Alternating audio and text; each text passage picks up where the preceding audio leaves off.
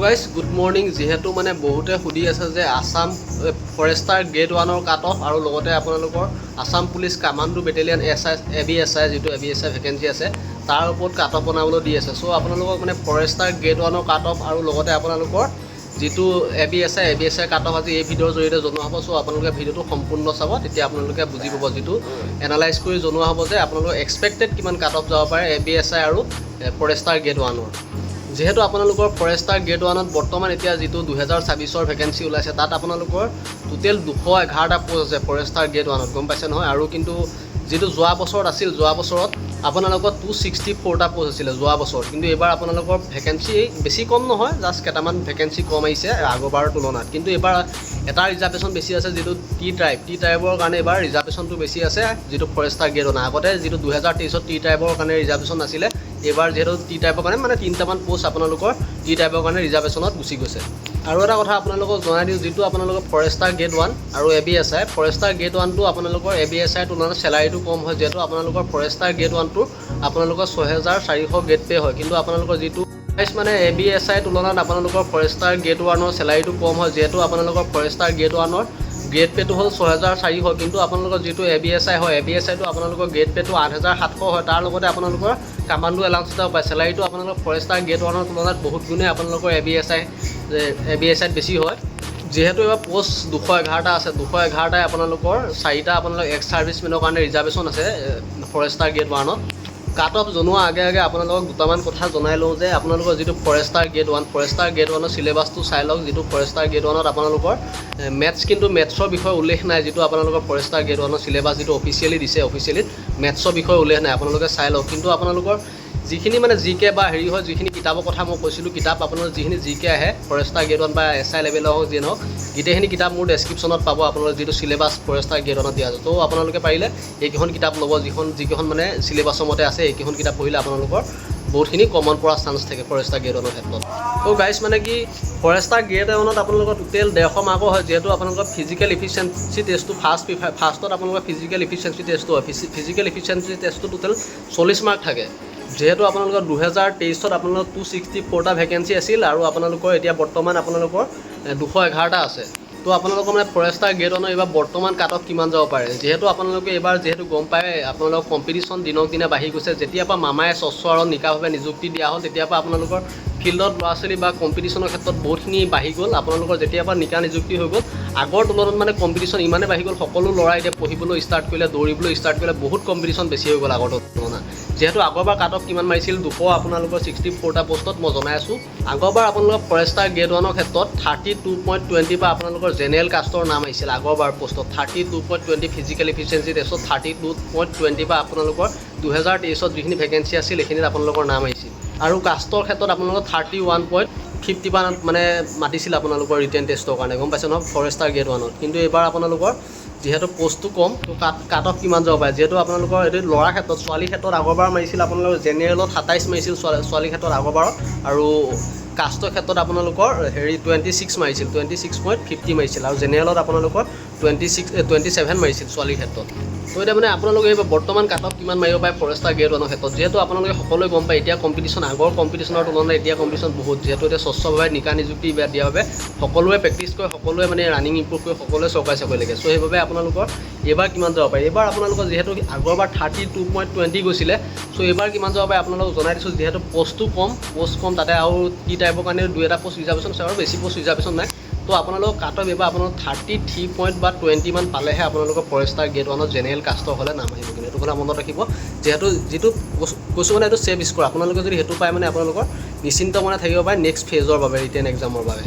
মানে 31 পইণ্ট যদি আপোনালোকে 33 পইণ্ট যদি 20 মান পায় বা 33 পায়, 33 পইণ্ট মানে 20 পালে আপোনালোকে পূৰা ছেফ আৰু ছেফ জেনেৰেল কেটেগৰী হ'লেও আপোনালোকৰ ফৰেষ্টাৰ গ্ৰেড 1ৰ ক্ষেত্ৰত। যিহেতু আপোনালোকে এইটো গ্ৰেজুৱেশ্যন লেভেলৰ, আৰু মানে এইটোত এটাই প্ৰব্লেম হয়, মানে আপোনালোকৰ 18 to 40 বছৰলৈকে হয়। এইবাবে মানে বহুত কেণ্ডিডেট সোমাই যায় আপোনালোকৰ ফৰেষ্টাৰ গ্ৰেড 1ৰ হেৰিটো। সেইবাবে আপোনালোকে এইবাৰ কাট অফ যাব পাৰে 33.20 মান পালে আপোনালোকৰ ছেভ স্ক'ৰ এইবাৰ যিটো ফৰেষ্টাৰ গ্ৰেড 1ৰ ভেকেঞ্চি আছে 211টা।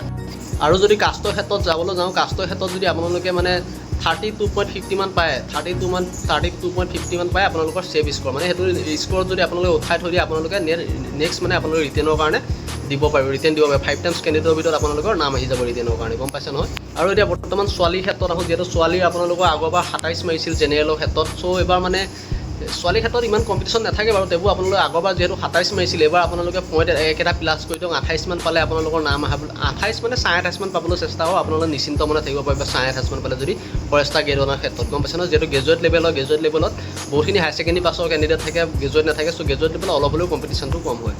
আৰু OBC ক্ষেত্ৰত বা কাষ্টৰ ক্ষেত্ৰত আপোনালোকে 27.20 মান পালে আপোনালোকৰ নাম আহি যাব, গম পাইছে। 27 মান পালে আপোনালোকৰ কাষ্টৰ ক্ষেত্ৰত এইবাৰ ছোৱালীখিনিৰ নাম আহি যাব ফৰেষ্টাৰ গ্ৰেড 1ৰ ক্ষেত্ৰত। সেইটো চিন্তা কৰিব নালাগে, এইটো ছেভ স্ক'ৰ জাষ্ট খালি আপোনালোকক জনাই দিছোঁ। 27.20 মান পাই থয় যদি আপোনালোকে ফৰেষ্টাৰ গ্ৰেড 1ত আপোনালোকৰ নাম আহি যাব। এতিয়া বৰ্তমান ABSI লওঁ হয়, ABSIত মানে আপোনালোকৰ কি গ্ৰেজুৱেশ্যনটো এনি ষ্ট্ৰীমৰ পৰা লাগেতো লাগে, তাৰ বাহিৰেও আপোনালোকৰ ABSI ক্ষেত্ৰত এজটো বহুত কম, যিহেতু আপোনালোকৰ 20ৰ পৰা 24 বছৰলৈকে দিয়া। আৰু কাষ্টখিনিৰ কথা নকওঁ, 5 বছৰ 3 বছৰ এইবিলাক ৰিলেক্সেশ্যন আছে বাৰু। যিহেতু কম কেণ্ডিডেট সোমাই যায় ABSI ক্ষেত্ৰত, গম পাইছে নহয়। মানে বেলেগৰ তুলনাত যেতিয়া বয়সটো বঢ়াই দিয়ে বহুত কেণ্ডিডেট সোমাই যায়, কিন্তু বয়সটো এইটো যিহেতু আপোনালোকৰ ABSI ক্ষেত্ৰত কম, সেইবাবে মানে বহুত কম কেণ্ডিডেট সোমায়। আৰু লগতে আপোনালোকৰ যিখিনি আছে মানে গ্ৰেজুৱেট লেভেলৰ হ'লে সিহঁতি এপ্লাই কৰিব পাৰে। আৰু সকলোৰে যিহেতু গ্ৰেজুৱেট নাথাকে কিছুমানৰ, ত' সেইবাবে কেণ্ডিডেটটো অলপ হ'লেও কম হয় বেলেগৰ তুলনাত। আৰু 18টো যিহেতু 20টো আপোনালোকৰ 24 বছৰলৈকে বিচৰা আছে, সেইবাবে আপোনালোকৰ ফৰেষ্টাৰ গ্ৰেড 1তকৈ আপোনালোকৰ কামাণ্ডো ABSIত মানে অলপমান কেণ্ডিডেট কম হয় মানে, গম পাইছে নহয়। আৰু যিহেতু আপোনালোকৰ 47টা পষ্ট আছে, তাৰে দুটা আপোনালোকৰ যিটো স্পৰ্টছ পাৰ্চনৰ কাৰণে ABSIত আপোনালোকৰ ৰিজাৰ্ভেশ্যন আছে। আৰু হাইটটোৰ কথা আপোনালোক জানিলোঁ, হাইটটো বেলেগৰ ক্ষেত্ৰতকৈ কামাণ্ডোত অলপ কম বিচাৰে, যিহেতু জেনেৰেলত 167 বিচাৰিছে হাইটটো, আৰু আপোনালোকৰ কাষ্টৰ ক্ষেত্ৰত 162 বিচাৰিছে, গম পাইছে নহয়। এতিয়া বিশেষকৈ আপোনালোক কনফিউজনৰ কথা, কনফিউজন মানে কি, বহুতৰ মানে কনফিউজন হৈ আছে মানে কি ৰিটেন হ'বনে ফাৰ্ষ্ট আপোনালোকৰ ফিজিকেল হ'ব কামাণ্ডো ABSI ক্ষেত্ৰত। যিহেতু মই এতিয়ালৈকে বহুতে কমেণ্ট কৰি আছে, মোক সুধি আছে যে ফাৰ্ষ্ট ৰিটেন হ'বনে কামাণ্ডো SI হ'ব, কামাণ্ডো SI মানে ৰিটেন হ'বনে ফিজিকেল হ'ব, বহুতে সুধি আছে। তো এতিয়া মানে কি যিটো অফিচিয়েলি এডভাৰটাইজমেণ্টৰ মতে বৰ্তমান মই ৰিটেনে পাই আছোঁ। যিহেতু আপোনালোকেও যদি পাইছে মোক জনাব যে ফাৰ্ষ্ট ফেজত কি হয়, কিন্তু মই এতিয়ালৈকে অফিচিয়েলি যিটো এডভাৰটাইজমেণ্ট চাই আপোনালোকক দেখুৱাই দিছোঁ, চাই লওক।